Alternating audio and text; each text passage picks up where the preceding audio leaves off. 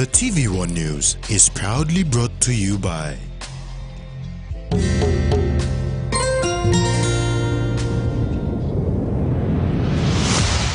BSP, our bank, our people.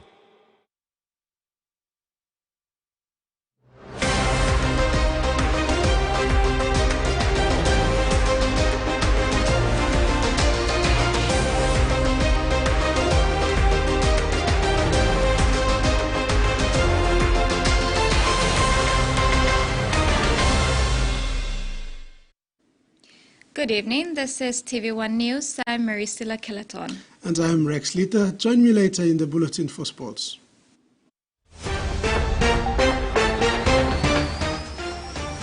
In this edition, login operator fined, Wine Arab LLG open new facilities, and the Baris hold Wigmen winning spree.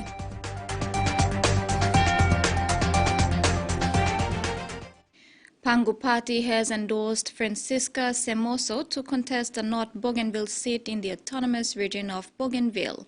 Party leader and Prime Minister James Marap announced this, saying Semoso stands out in North Bougainville as a strong candidate. He also said there is a need to elevate more women to the national parliament. Semoso from Malasang on Buka Island was a former politician in the autonomous Bougainville government for 2 terms, first elected through the reserved seat for women, where she rose to become the deputy speaker for the autonomous region. She is now a businesswoman and active in the political and community engagement scene in Bougainville. It has been 2 years since the government abolished the outcome-based education curriculum and instructed the Education Department to roll out and implement the standard-based curriculum education. In many provinces, this process is still in its infancy stages, meaning implementation has not yet commenced. Teachers in Medan are using the 2-week term break to equip teachers with the new curriculum for 2024. In Medang, teachers are utilizing every opportunity to get up to speed on the standard-based curriculum. Many schools are yet to implement the SBCE. According to the Department of Education, examinations under the SBCE have been set for 2024. Schools face a new challenge: implement the SBC as soon as possible in order to prepare students well. Tuspap Secondary is conducting its 2023 NIST PIST Staff Development Week during the 2-week term break to equip teachers of the new curriculum SBC for 2024 onward for grade 9s. They would like to start teaching SBC to students come term 3 and term 4.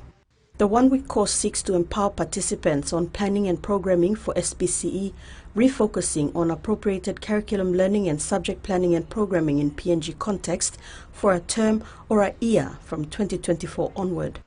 Alphonse Igag, principal for Tuspap Secondary School, when opening the PIST in-service, stated that the task is to develop or create an object-oriented in-service. It would involve interaction with the curriculum documents at a high level of abstraction. This will require technical skills, communication skills, and the ability to break down complex concepts into simpler parts for teachers to use. Mr. Igag stressed that the ability to teach effectively is a sign of a deep understanding of a subject, and so develop a good teaching program. The in-service coordinator is Deputy Principal Academic Cletus Maniu, who, having gone through the Trainer of Trainers workshops held in Port Moresby, felt the need for its speedy implementation in Medang Province. Tuspap Secondary is hosting the in-service for its teachers and those from other schools within the 6 Medang districts who have not yet implemented SBCE in their classrooms. Salome Vincent, TV1 News. Patrick Micah was initially selected to do grade 9 at the Bugandi Secondary School in Lae.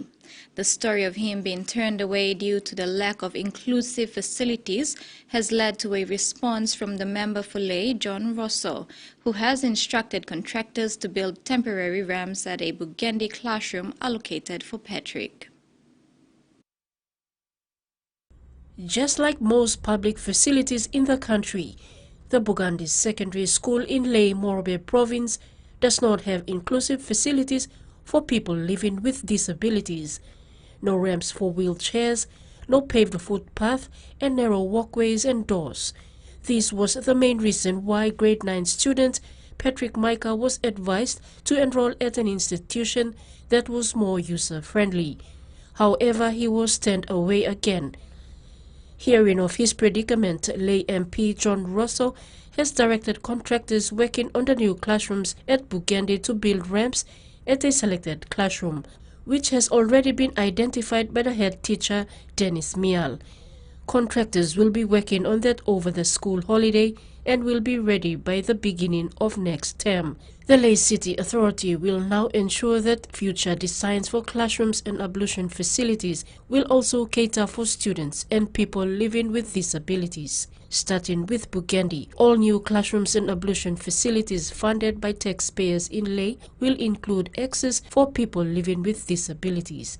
This sentiment has been applauded by the Bugande administration, who pointed out that the Department of Education needs to take note of these and ensure inclusive facilities are built in all schools. Susan Oriape, TVWAN News. A prominent login operator in Papua New Guinea has been fined a substantial 140 million kina for engaging in illicit tax evasion, specifically through transfer pricing. Commissioner General for Internal Revenue Commission, Sam Koim, revealed this when announcing the outcome of the first of more than 20 audits initiated since he took office. The logging sector in PNG has long been suspected of involvement in tax evasion. Instead of turning a blind eye, Commissioner General for Internal Revenue Commission, Sam Koim, initiated over 20 audits since he took office to address the issue. One of the audits undertaken was the transfer pricing tax evasion. Mr. Koim explained that transfer pricing tax evasion refers to the act of manipulating the prices at which goods or services are transferred between related parties or companies within a multinational group. The purpose of this manipulation is to reduce the taxable income of one party, typically in a high-tax jurisdiction, by artificially inflating expenses or lowering revenues. By doing so, the company aims to shift profits to lower tax jurisdictions, thereby evading or minimizing its tax liabilities. Koim said this practice can result in significant loss of tax revenue for governments. It is considered illegal. Based on a risk assessment on the taxpayer had significant volumes of transactions with related parties, did not file Schedule 7 of the International Dealing Schedule, was disclosing annual and historical losses in its income tax returns, and had not paid any corporate taxes in PNG for several years. The main transfer pricing issue uncovered by the audit is that the taxpayer sold log spaces to related parties at prices lower than international market prices, and thus reported a lower income than if its logs would have been sold at arm's length. The IRC performed a financial analysis of the taxpayer, considering liquidity, solvency, operational efficiency, net profitability, and working capital indicators, among others. IRC found out that the taxpayer's financial performance shows a business that is not sustainable, as its liabilities exceed its assets, it is at risk of bankruptcy, its revenues are not enough to cover its cost, it is not a financial position to commit capital to growth and expansion, and it is financially unable to operate on a day-to-day basis. For the years under audit, the taxpayer should have recorded additional revenues of 181 million kina and offset losses of 31 million kina. This implies that it must pay 46 million kina in corporate income taxes to the PNG Treasury instead of claiming losses. After applying a 200% penalty accounting for 95 million kina, the taxpayer is liable to pay 140 million kina. Freddie Mo, TVWAN News. PNG is deeply and negatively affected by foregone tax revenues because of base erosion and profit shifting done by taxpayers. IRC Commissioner General Sam Koim remarked when he revealed that a prominent logging company was engaging in illicit tax evasion through transfer pricing. Engaging in illicit tax evasion, specifically through transfer pricing by a prominent logging company in PNG, has truly affected the citizens of this country. IRC Commissioner General Sam Koim said the negative impact affects PNG citizens because the much needed infrastructure, health and education coverage, security and other public goods and services will not be available to guarantee economic growth and social welfare. Koim, when revealing the illicit tax evasion by the logging operator, said making false and misleading declarations to the IRC is a serious offense with a jail term of not more than 4 years. He stressed that IRC will prosecute not only the taxpayers but also those who are responsible for hiding information and making false declarations to the IRC to reduce their tax liabilities. Freddie Mo, TVWAN News. As of Monday, June 26, the Boroko Central Business District area has been declared a betel-nut-free zone, meaning an immediate effect on no selling, buying, chewing, spitting and littering of betel nut. This initiative is in alignment with the National Capital District Commission's 2030 vision for a clean, safe, healthy and planned city and applies to both private and public transportation like taxis and PMVs. A declaration of betel-nut-free zone was made on Monday the 26th of June at the Boroko Central Business District to stop the selling, buying, chewing, spitting and littering of betel nut. This initiative is in alignment with the National Capital District's Commission 2030 vision for a clean, safe, healthy and planned city and applies to both private and public transport like taxis and PMVs. NCD Governor Powers Pakop stated that controlling and regulating of betel nut use promotes cleanliness, hygiene and a healthier environment. Pakop called on business houses and city residents to join NCDC's realization of a safe, clean, healthy and planned city goals.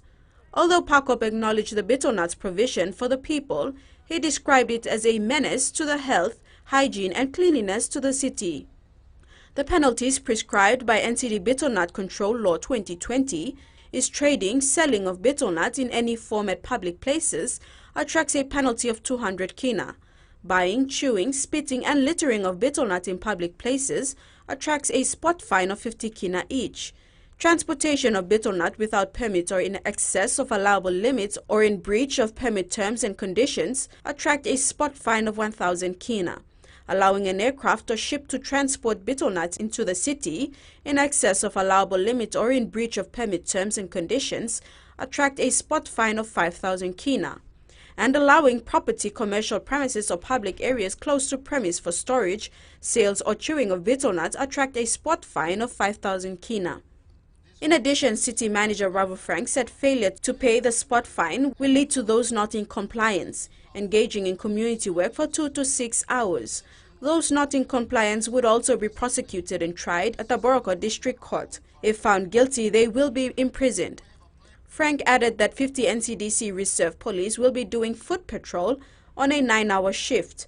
The betel nut free zone concept will be replicated in other CBDs depending on the success of the Boroko CBD. Metropolitan Superintendent Chief Inspector Silva Sika ensured that police officers will be deployed full-time at the Boroko CBD, helping NCDC reservists enforce the regulation. Jasmine Iru, TVWAN News. After the break, Friends of Modilon General Hospital prepared to test terrains of Mount William in a bid to raise funds for Medan hospitals.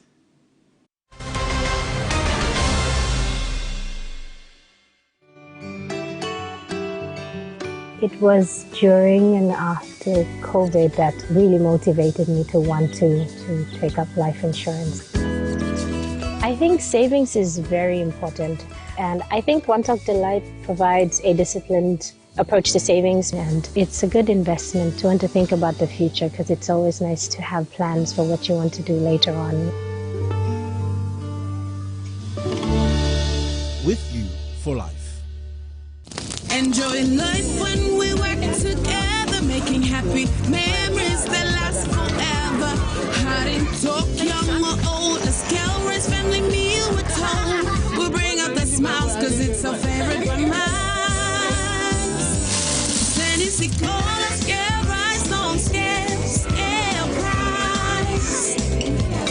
Tennessee cola, scale rice, don't scale price. Amber, you like it?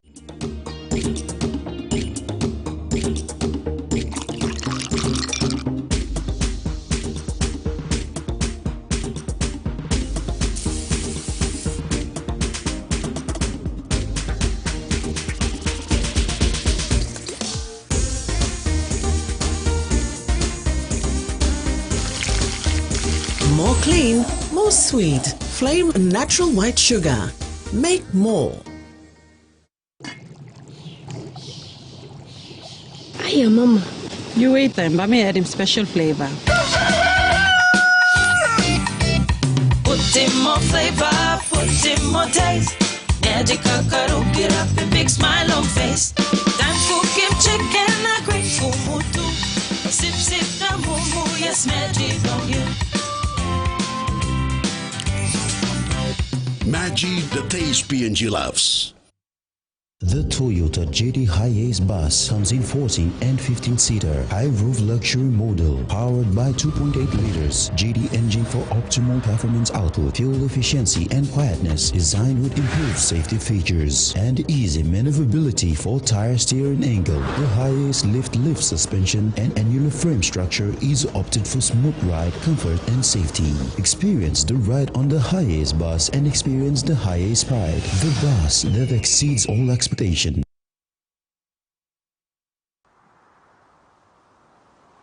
No mai, haere mai, ki te whenua.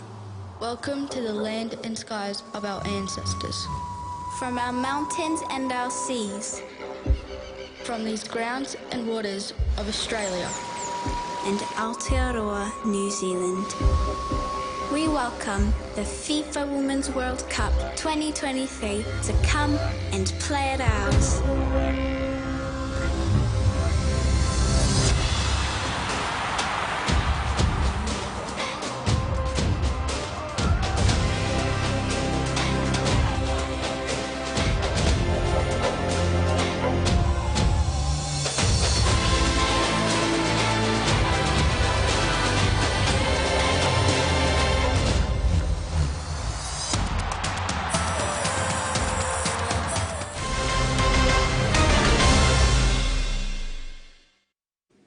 Welcome back. The 5th Small and Medium Enterprises Breakfast with the Prime Minister was hosted this morning at the APEC House, Port Moresby.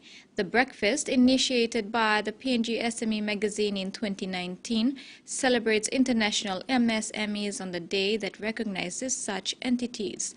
This morning, dignitaries from various business houses, SMEs, government departments and heads of various entities joined the Prime Minister for the 5th SME breakfast.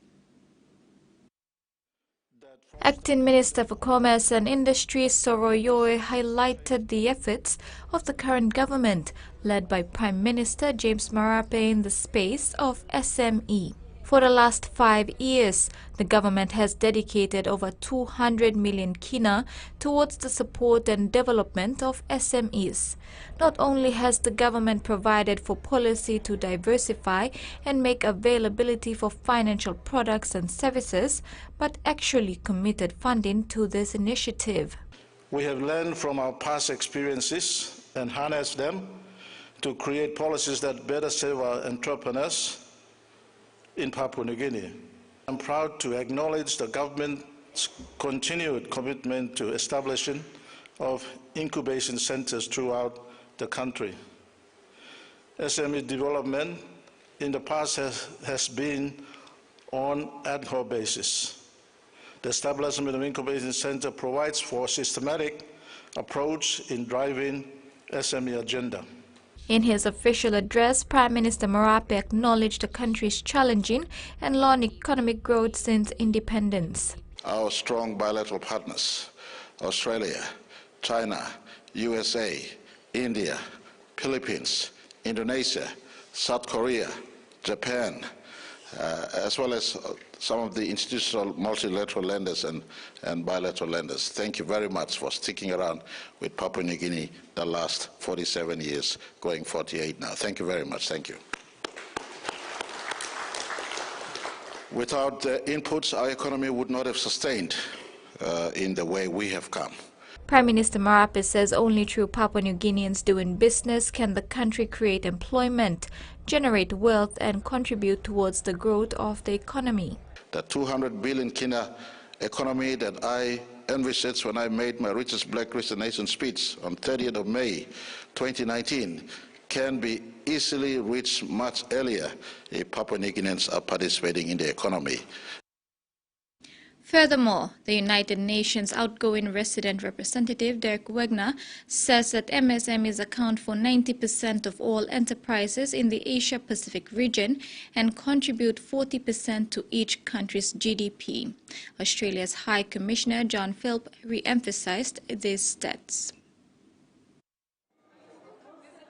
June 27, designated as Micro, Small and Medium-Sized Enterprises Day, is purposefully to raise awareness of the tremendous contributions MSMEs to the achievement of the UN Sustainable Development Goals. UN outgoing resident representative Dirk Wagner outlined that MSMEs account for 90% of businesses, 60 to 70% of employment, and 50% of GDP worldwide. Wagner says PNG has tremendous potential, but work needs to be done to unlock that potential. But we need the right policies, initiatives, and also outreach to make that happen. And this is particularly so with a micro, small and medium enterprise, or MSME, as we call them. Why? Because they are the most important economic driver here in the country, because they create jobs, they create innovation, and ultimately prosperity for the greatest number of people. MSMEs hold the potential to transform economies, foster job creation, and promote equitable economic growth if given adequate support. The MSME Day event aims to highlight their pivotal role and explore opportunities for their further advancement. Australia's High Commissioner John Philp re-emphasized that 70% of employment is done through SMEs. Philp says SMEs are incredibly important to their countries and their economies. SME owners and employees are hardworking, resilient, entrepreneurial and innovative. Often, in this country as every other, by necessity, but that makes them stronger and better and able to compete. They're the foundation of communities, foundations of the economy, and key drivers for economic diversification and innovation and growth across the country. Philp thanked and congratulated PNG MSMEs that are driving the country's economy. They're called the Friends of the Medan Provincial Hospital, and their goal is to raise as much as they can to assist in funding the hospitals in Medan Province with much needed equipment and tools for service delivery. The Friends of the Medan Provincial Hospital is a non-profit organization endorsed by the Medan Provincial Health Authority to raise funds to assist health professionals with providing better patient care. Since their establishment in 2019, NGO, Friends of the Medan Provincial Hospital, have already raised money for equipment for Modilon General Hospital and Gaubin Hospital. This year, these enthusiasts are looking at conquering the Mount William Summit. Interim Vice Chairperson Pamela Eugenio stated that they're looking forward to having a good climb and hopes that the weather will be favorable. This would be the third annual climb fundraiser. The objective is to assist financially towards the hospital for better patient care. And since 2020, we've raised over about 195,000 kina towards the hospital. So this year we're doing our 2023 annual fundraiser again, and we're doing a climb to Mount William. It's going to be towards Medang Provincial Hospital. It's for much needed medical equipment for the hospital. They have 10 confirmed climbers, each with a sponsor. The sponsors pay 1 kina for each meter that its climber reaches. Mount William is about 1,709 meters above sea level. In the first climb, they raised enough to buy benchtop sterilizers for pathology. They climbed Mount Kanagio on Karkar Island in Medang Province. Proceeds from this climb was equally shared between Modilon and Gaubin hospitals. After the third climb, they hope to raise enough money for a defibrillator or shock machine for Modilon Hospital. The challenges we faced, as you can see, there's a lot of, not so much many young people. There's always, a lot of us are middle-aged, between 35 to 40 years old. So the challenges is more physical challenge. Another thing is we've been finding it really hard to get sponsors towards this course, which has given us a bit of doubt, thinking that we might not have or eventuate with the climb. So that's basically one of the biggest challenges that we have. Yeah. Sharon Natera, branch manager for FAMSET Medang, says FAMSET is a happy sponsor for this worthy cause. It goes towards saving lives. The third climb takes place in the first week of July. Trekking will take approximately 2 days. The trek in elevation to the Mount William summit will begin at Betty's Lodge. Sponsors will start paying 1 kina per meter for their climber from Betty's Lodge to wherever the climber stops. Salome Vincent, TVWAN News. Acting Secretary for the Department of Agriculture and Livestock, Dr. Nelson Simbiken, has welcomed the high interest shown by South American economic powerhouse Brazil in assisting develop Papua New Guinea's agriculture industry under mutual cooperative arrangements. Dr. Simbiken made the remark following a recent meeting with a visiting delegation from the Brazilian Cooperation Agency. Dr. Simbiken said PNG is keen to elevate cooperation between the two countries, given their similarities as coffee and cocoa growing nations, climate change impacts, forestry, fisheries, cattle and poultry development. Brazil offered training and research opportunities in the development of the commodities which could enhance the development of quality agriculture produce in PNG. Brazil also offered to enhance the discussions and initiate a working framework template from which both nations can commence technical cooperation in agriculture. The Wine Arab LLG in Nawab District, Morobe Province recently opened a new 300,000 kina village court building and a 1-kilometer electrification project. The projects, which will include 3 staff houses, is funded by the Department of Provincial and Local Level Government Affairs. The Wine Arab LLG in Nawai District celebrated the opening of its 300,000 kina new village court building, as well as a 300,000 kina 1-kilometer electrification project on Friday, June 23rd.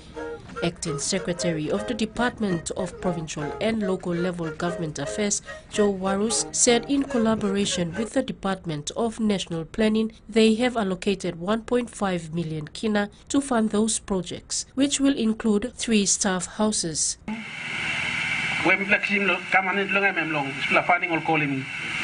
District Town Improvement Program. This money is albimol one districts or town. Mipla sawe give lilik money go long album lo making sula work na one pla long all where you can look now and picture stuff in this pla building na pla power line you pull come inside lo ya funding mark long em lo pla give him also 1.5 million, but this pla mipla not give full funding limit. You got talk staff we pla straight one time online pla lo planning na to one time open members so lo pla can sit down one time la look now pla can pla 5 na remaining funding come inside Long Albin.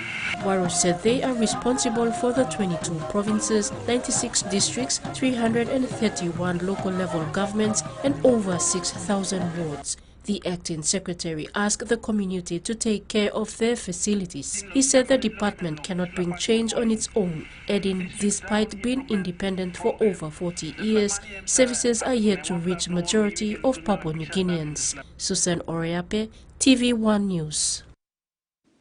The Central Province Transport Authority has seen the commitment, dedication and loyalty of one employee and celebrated 25 years of his service. Chris Maike, who hails from the autonomous region of Bougainville, was celebrated for his service to CPTA.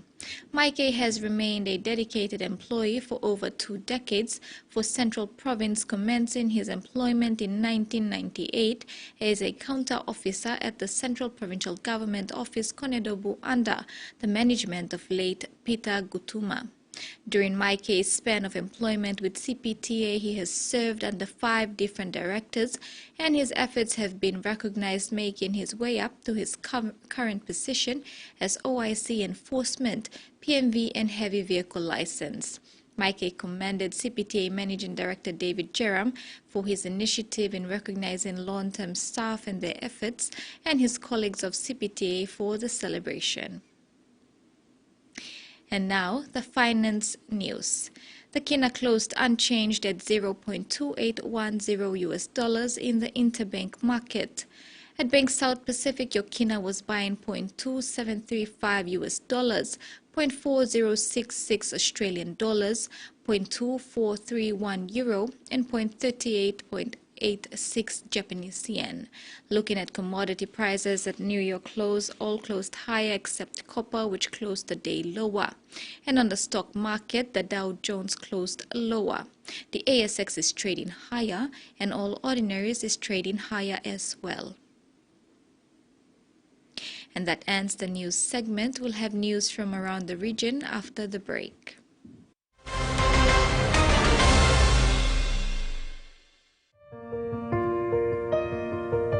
There's a sense of pride when you're able to do something right, a financial decision that has just really good benefits. With BSP Life Insurance, there's that alleviation of that worry when you pass away. The benefits of the BSP Life Insurance would meet those expenses on behalf of my family. If you're young and you have kids, you owe it to your children to make sure they're not left behind when you pass on. With you for life. He loves the Maroons. He loves the Blues. But there's one thing that brings everyone together. SB Lager, Bunyamyumi. A quick favorite meal for the day does feel good. Snacks Noodles is my choice for a simple meal. It is easy to prepare and fast to cook. And with a touch of flavor and ingredients, quality noodles that can be cooked and enjoyed in many different ways. You see, my whole family loves it. It's made here in PNG and comes in different pack sizes. Snacks Noodles, tastier but you like it more. From the rich soils of the highlands, the finest coffee has been grown by generations of Papua New Guineans. Expertly blended and roasted with over 80 years of experience, making the finest cup of Nescafe New Guinea blend. PNG's own coffee.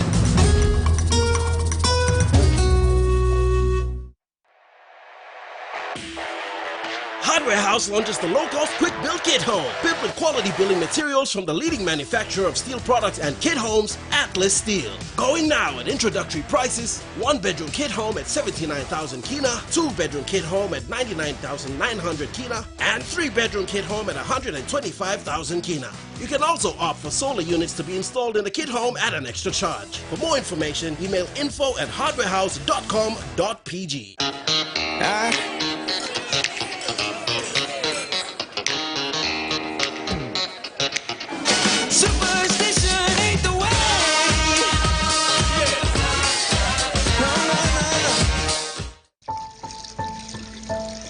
I didn't want to think like something was wrong with me. I didn't want the doctors to know that I was a sick person or like that.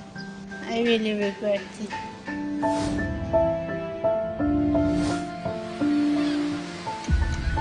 When I was a medical student and young doctor, we used to isolate the TB patients on Gemo Island here in Port Moresby.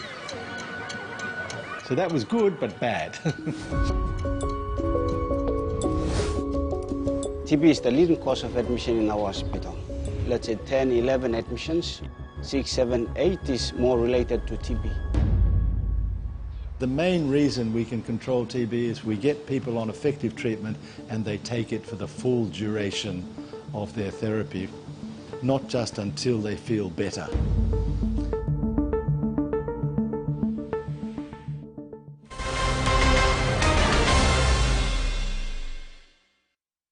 Welcome back. In regional news, senior U.S. officials say they are in talks with a variety of other countries about potentially involving them in the second phase of the AUKUS agreement.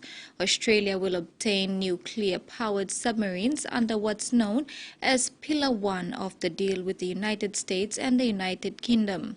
Pillar 2 will see the three nations working more closely together on other types of defense capabilities such as artificial intelligence and quantum technologies. The White House says there would be some areas where other allies and partners could also take part. Thousands of Commonwealth Bank customers have vented their anger over not being able to access their money or make payments. The bank says a technical problem prevented people from transferring money and paying bills. Services started being restored in the afternoon, Commonwealth Bank said. Customers came down to these Sydney branches in search of help. I was told I have to come back tomorrow. I'm just trying to go to the branch now, but it seems to be like only one teller is working. Sulji Yi normally pays rent by banking online, but with systems down, staff couldn't assist. Yeah, I worry. The ABC has spoken to furious CommBank customers who were left unable to pay medical bills and buy essentials like medication or fuel. One woman said she was livid after an online customer services officer suggested she borrow money from friends or family to avoid going without paying medication. I think people do have a right to know what's happening with their money. Banks should be upfront with customers. Commonwealth Bank posted brief updates on social media, apologising for any inconvenience but offering little information for customers wanting answers. There are real problems moving to a cashless society, so it's incumbent on banks to compensate people not only for any financial loss but any severe inconvenience as well. Gerard Brody from the Consumers Federation says customers who have suffered financial loss should make a complaint directly with the bank. They are required to respond within 30 days. If the bank doesn't respond appropriately, you can complain to the Australian Financial Complaints Authority.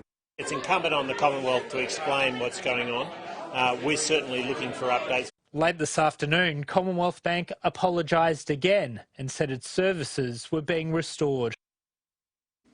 In a significant development, Israel Foreign Affairs has expressed delight over Fiji's decision to open its first embassy in Israel this year. This move, according to Israel Foreign Affairs, will mark the establishment of the 98th embassy in Israel. The Fijian government's decision, which garnered broad political support, aims to enhance and maintain amicable relations with Israel. In recent years, Fiji and Israel have fostered closer ties in areas such as agriculture, peace and security. This news follows Papua New Guinea's announcement in February of its intention to establish an embassy in Jerusalem. One of the biggest worries of the remote indigenous leaders in seeing their young people sliding into a life of welfare dependency. For years, they've watched the federal government's key prevention policies fail. But some communities say changes to the remote work for the dole program are having an impact. Indigenous communities have been telling the federal government its remote work for the Dole Community Development Programme is failing, that 4 hours a day of work-like activities wasn't training them for real jobs, and Centrelink payments aren't enough. It's hard.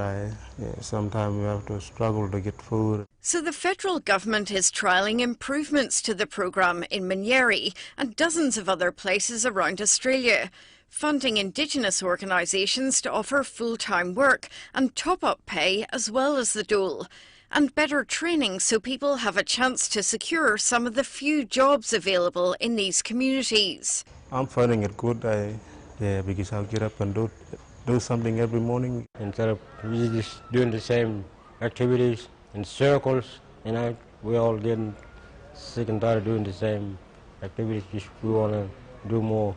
But the Indigenous organisation running the trial in Minyeri says it's worried the federal government hasn't told it how long the new scheme will be funded for.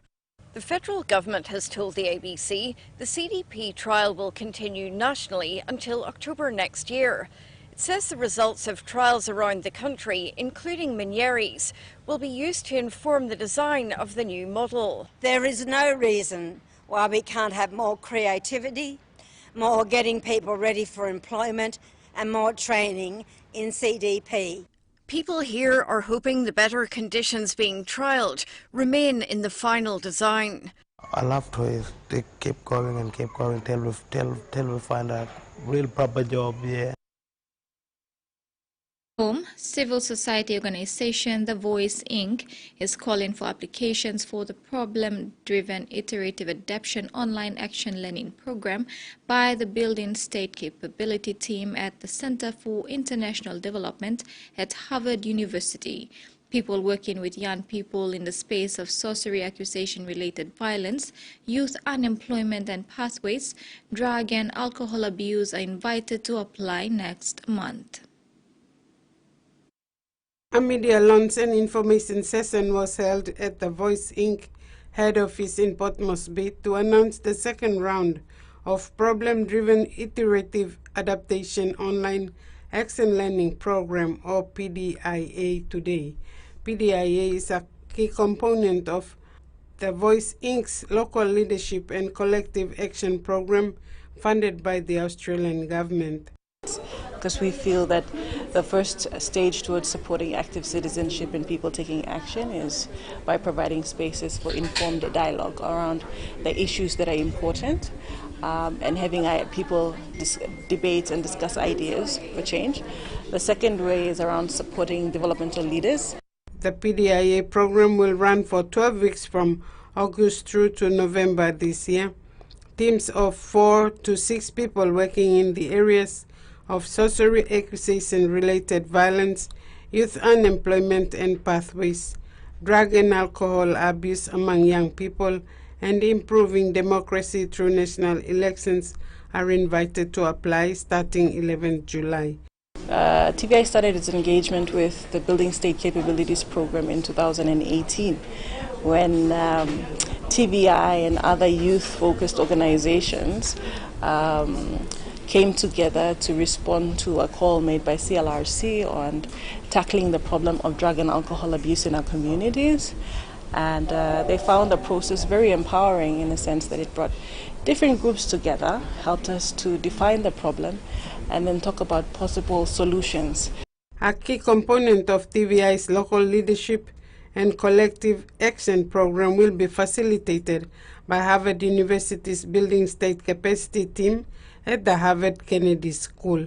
The program will allow participants to break down problems into root causes, identify entry points, and take action. Of those 33 people, we had a completion rate of 96%, so we're really proud of that. Even though it was an online-based course, people told us that they found the process very valuable and that they are applying the tools that they've learned in their own work and in their own in driving their own change reform agenda. So we thought that was amazing. This will be the second year that TVI offers the PDIA to its network of partners to ensure they continue to build coalitions that can take collective action in addressing complex issues within Papua New Guinea. Frida Kana, TVWAN News. And now the weather forecast for the next 24 hours.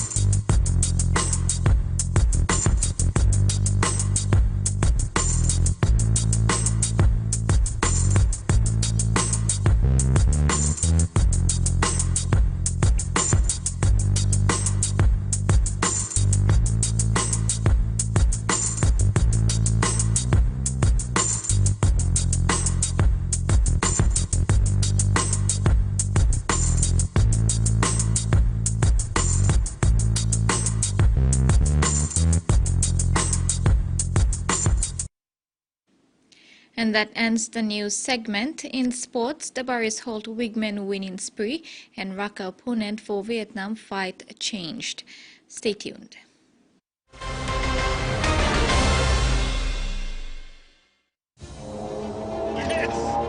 It's in the highs and in the lows. It's in the big things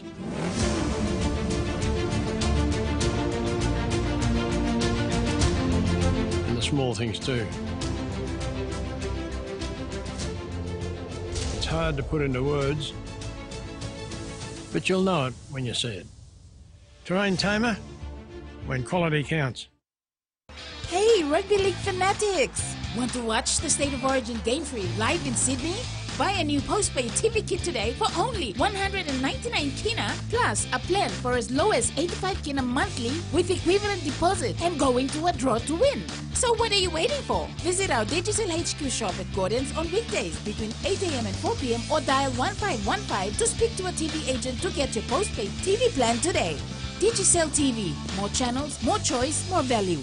Here's a chance for Valencia. Ball slid into the nets. Diego Lopez. And the shot took a massive deflection. Frimpong in space. Frimpong's cross, David Byron rushes in. Here he is. Again. Has he not got in? He has. Persistence pays off.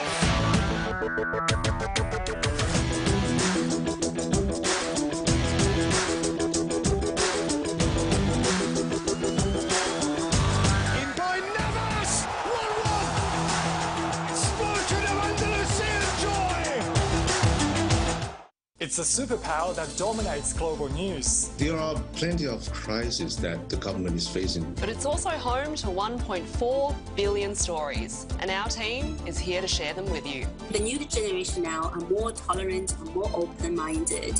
Changes are on the way. Hear from the people who make this extraordinary nation what it is today. New episodes of China Tonight, Fridays on ABC Australia.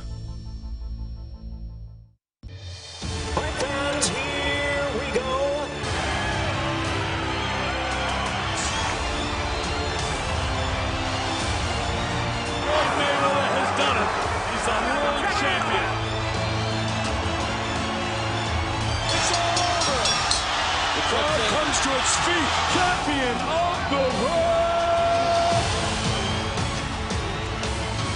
Don't miss Mega Fights, only on Fight Sports.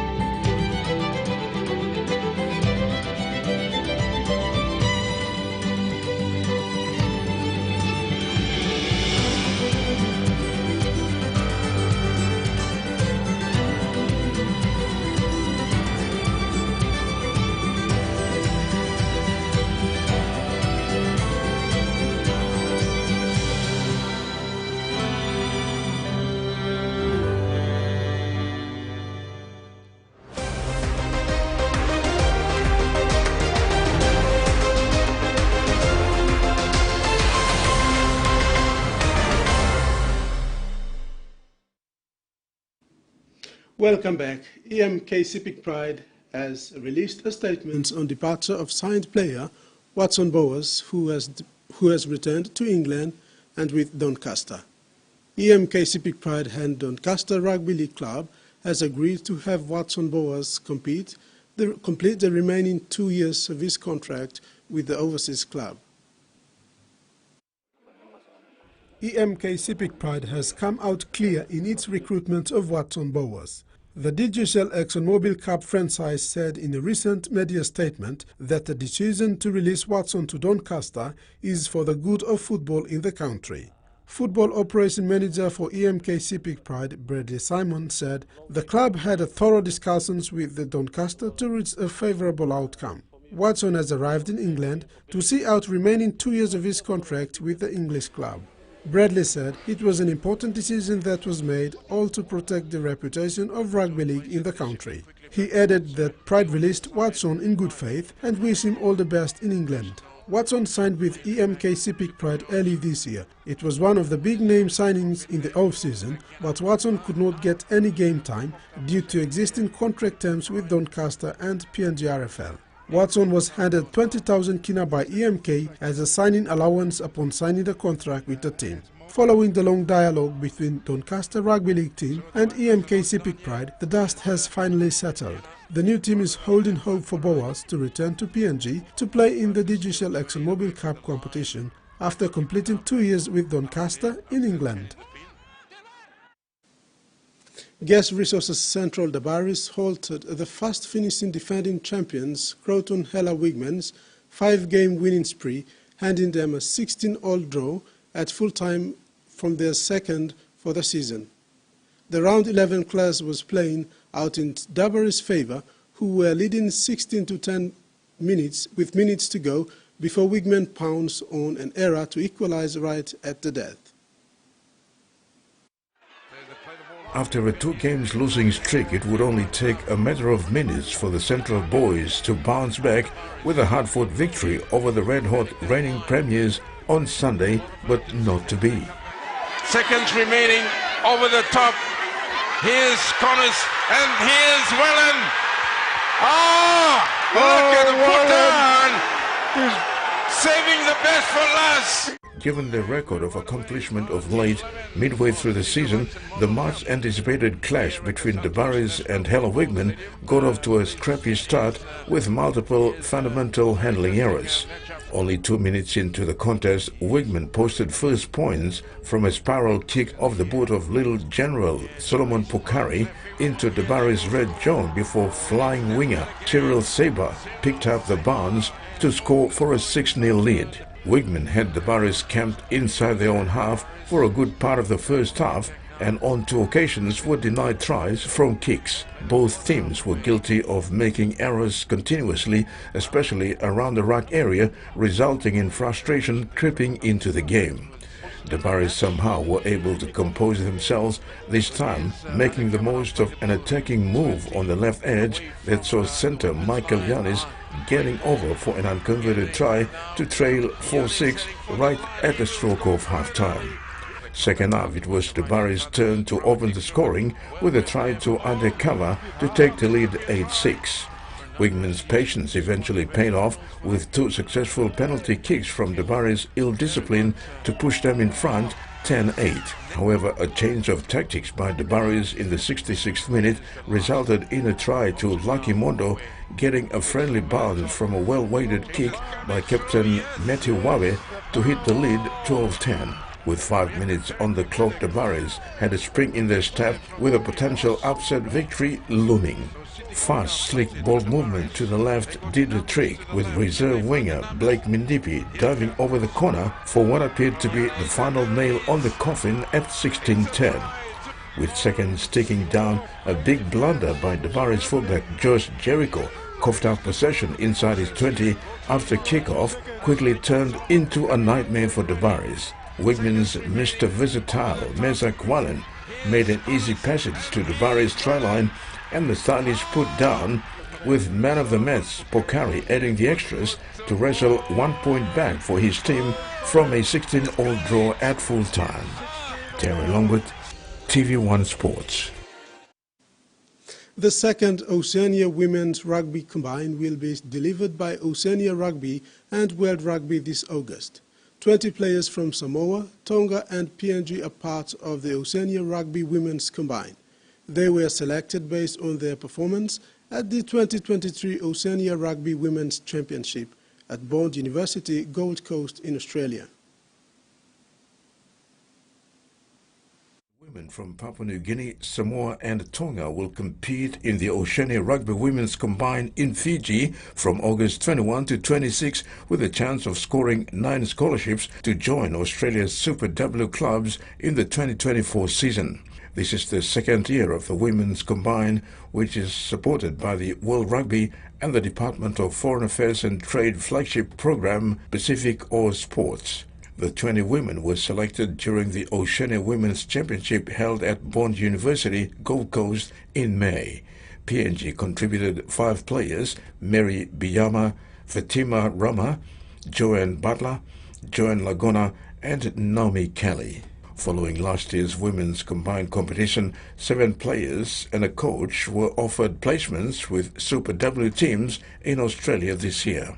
Stephen Declan of DFET's Pacific Sports Section said this high-performance training environment and elite-level competition will accelerate player development and strengthen women's rugby pathways, especially for island-based players. In turn, it will drive the competitiveness of national teams like Samoa, Tonga and Papua New Guinea. Samoa's Manusina players Penina Tuilakepa, Angelica Wila and Sailua Leula received scholarship placements and joined the Western Force Super W team this year.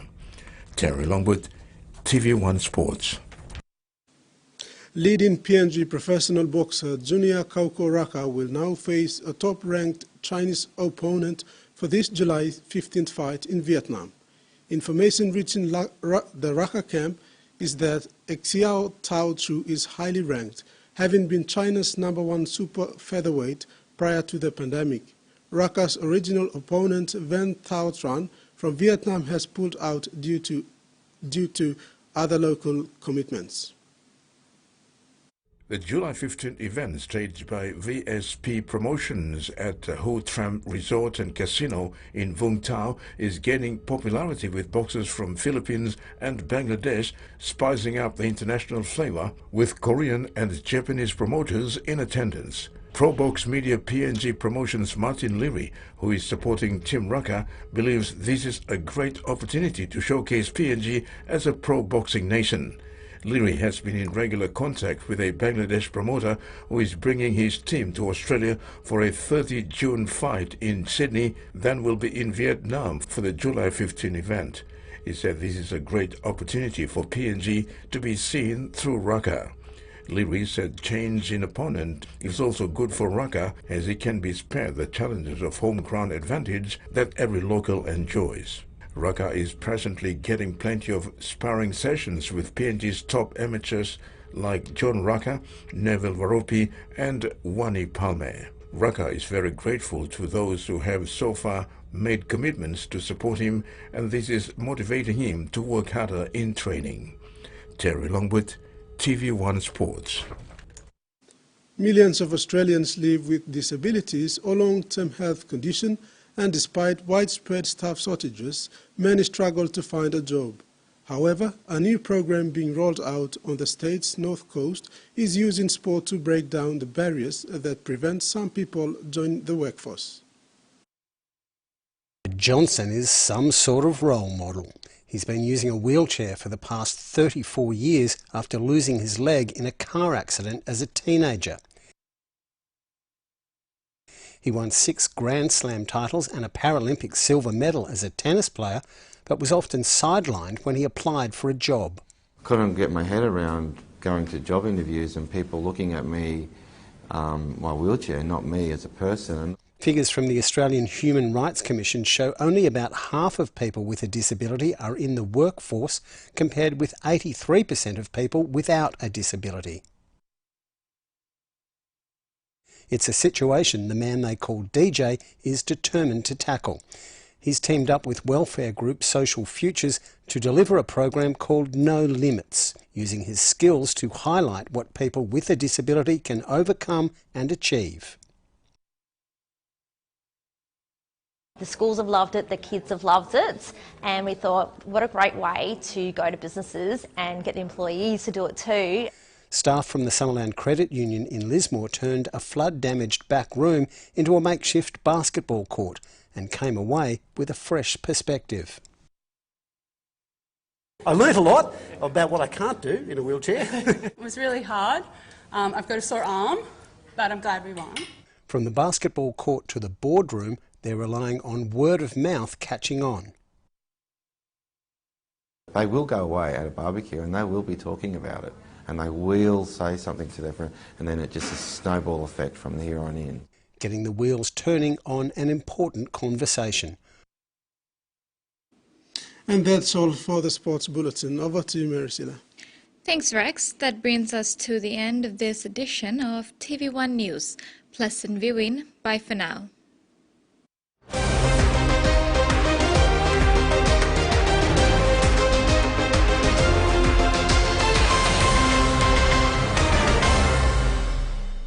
The TV1 News was proudly brought to you by